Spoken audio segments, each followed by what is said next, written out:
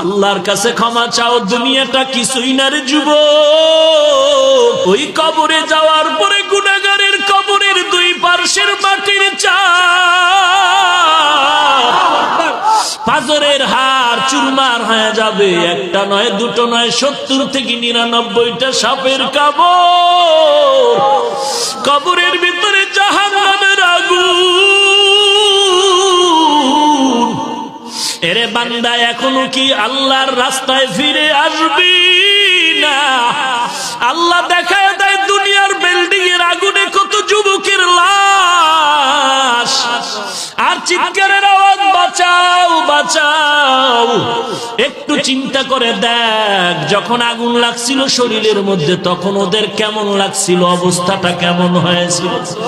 ওরা যখন আগুনের মধ্যে সবাই জানালা দিয়া হাত দিয়া কয়, কে আছো, আমাদের বাঁচাও।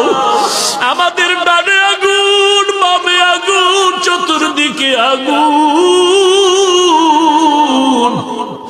এই দুনিয়ার আগুন থেকে হাজার হাজার হাজার তাপের মাত্রার আগুন হবে জাহান্নামের আগুন। এরে যুবক, পায়ে হাত রেখে বলি, পাও দুইটা আগাইয়া দাও।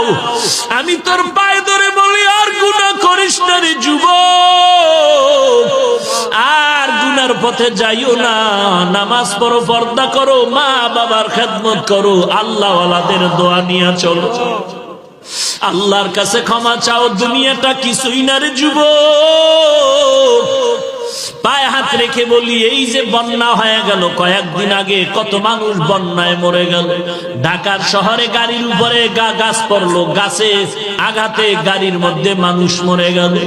এরে বান্দা, এখান থেকে ঘরে যাওয়ার কোনো গ্যারান্টি নাই।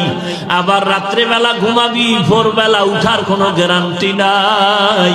পায়ে হাত রেখে বলি, রে বাবা, তোর মতো যুবক স্কুলে পড়ে নামাজ ছাড়ে না, তুমি কেন পারবা না? তোমার মতো যুবক চাকরি করে নামাজ ছাড়ে না, তুমি কেন পারবা না? কিসের বাহাদুরি করো? কিছুই না। পায়ে হাত রেখে বলি, তওবা করে না, ও চোখের পানি ছেড়ে আল্লাহর কাছে ক্ষমা চাও, আর বলো, আল্লাহ, এই ময়দানে আমার মতো গুনাহগার কেউ নাই, তুমি মাফ করে দাও।